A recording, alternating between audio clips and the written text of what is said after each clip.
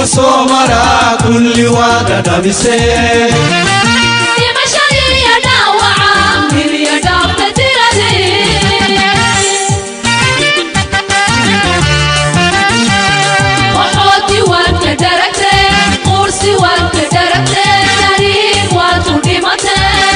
أدوك سومرا كل وادا دبسي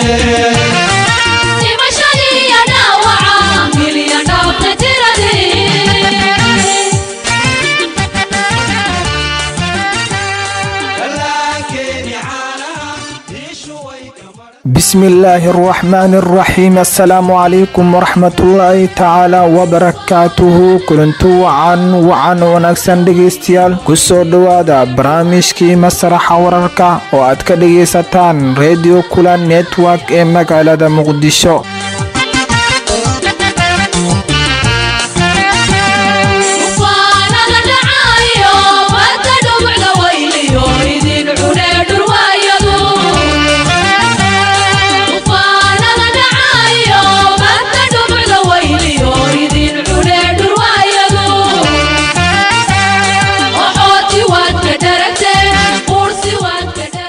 وهبينمو 4 تاريخ دعاي كواسيسان تهي 15 بشا 8 سنة 2017 قدبدا عد برامج كان idinku hayo idinkuna aad ku maqli doontaan inta uu hawada uu ku jiro waxa kamid noqonaya gudoomiyaha baarlamaanka Hirshabelle oo la kulmay xildhibaanada balay xilka qaadistii Cusable. waxa kale barnaamijkan idinku haya idinkuna caawaad ku maqli doontaan dhageystayaal waxa kamid ah baarlamaanka Jubbaland oo maanta fasax galay. waxa kale barnaamijka aad ku maqli doontaan nus saaca oo hawada uu ku jiro Mukhtaar Abu Robo oo maanta shaaciyay mowqifkiisa. qaybaha u dambe barnaamijkana waxaad ku maqli doontaan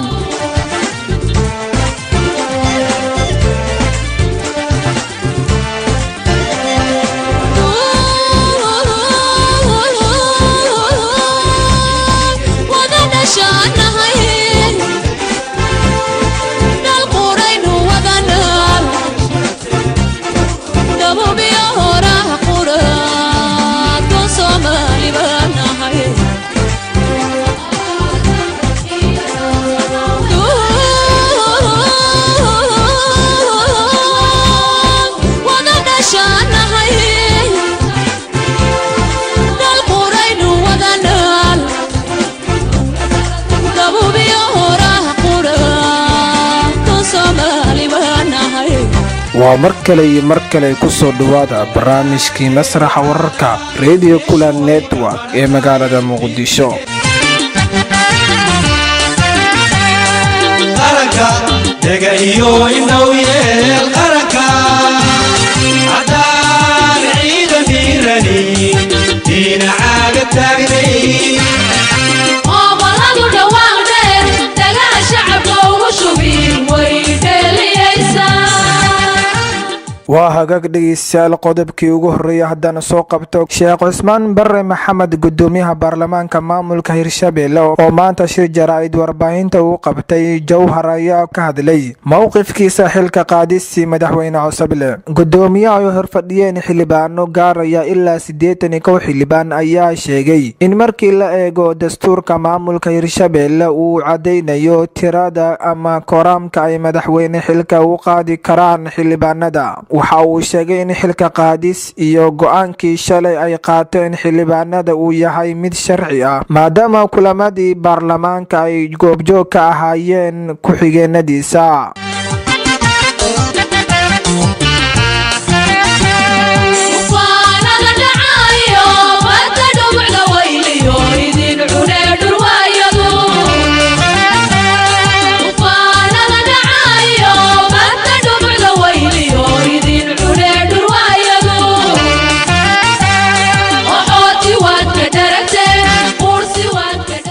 waatahay iminkana baarlamaanka Jubbaland oo maanta fasax galay. madaxweynaha dowlad goboleedka Jubbaland ee Soomaaliya Mudane Axmed Maxamed Islaam Axmed Madowe ayaa maanta soo xiray kala fadhigii saddexaad ee golaha baarlamaanka dowlad goboleedka Jubbaland. khudbad dheer oo madaxweynuhu u jeediyay baarlamaanka ayuu kaga hadlay arrimo kala duwan isagoo si gaara ugu dheeraaday wada shaqaynta hay-adda dowladda iyo iska warqabkooda. madaxweyne axmed maxamed islaam axmed madoobe waxa uu sheegay in howl walba uu baahan in la qabto ayna ka maarmaynin si wada jir ah in loo wajaho islamarkaana la isgarabsado marka laga hadlayo hay-adaha dowladda dhexdooda. qaranka dhaga iyo indhow yeel qaranka haddaan ciidan dhiirani dhinacaaga taagnay oo badan dhawaaqdeen dhagaha shacabka ugu shubi way dheeliyaysaa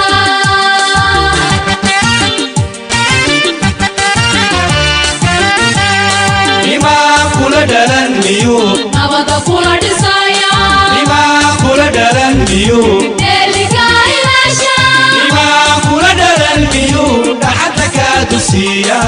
waa maya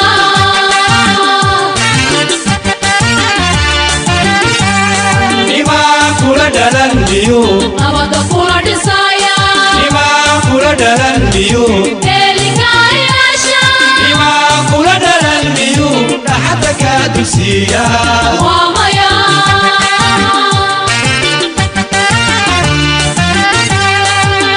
hataa wada dhalan walaala isjecel warmaha u dhigan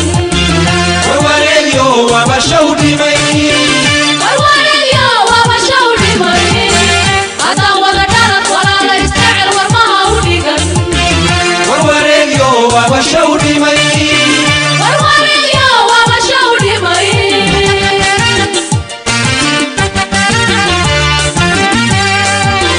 hataa wada dhalan walaala isjecel warmaha u dhigan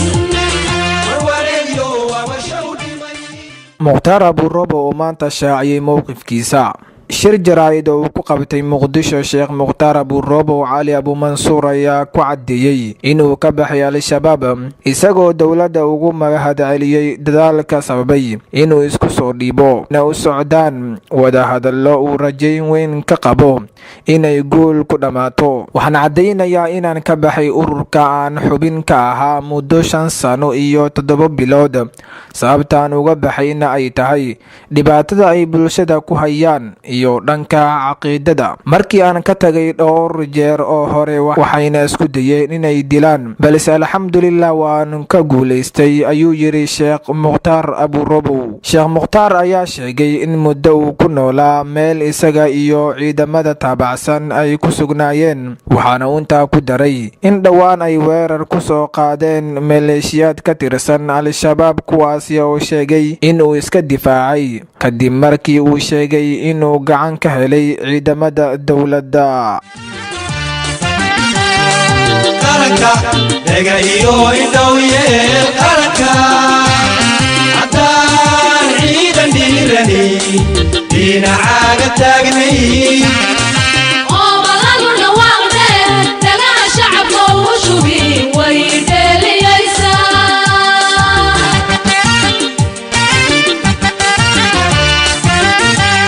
nimaa kula dhalan miyuu nabada kula dhisaya nimaa kula dhalan miyuu dheeliga ilaasha nimaa kula dhalan miyuu dhaxadda kaa dusiya waa maya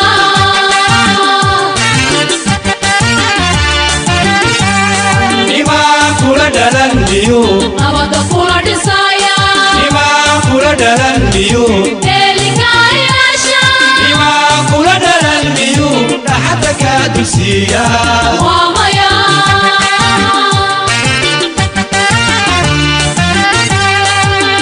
hataa wada dhalan walaala isjecel warmaha u dhigan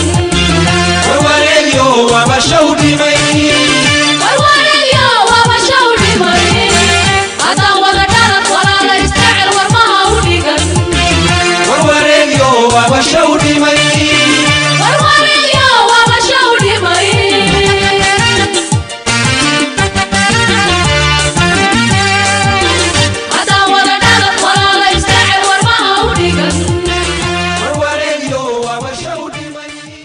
waa tahay dhegaystayaal barnaamijkii masraxa wararka oo caawa si toos aad kaga dhageysanayseen radio kulan network dhegaystayaal waa naga inta barnaamijka waxaa soo saaray Cabdifataax Siidow waxaa barnaamijka idinla socodsiinayay Muxudiin Fantastic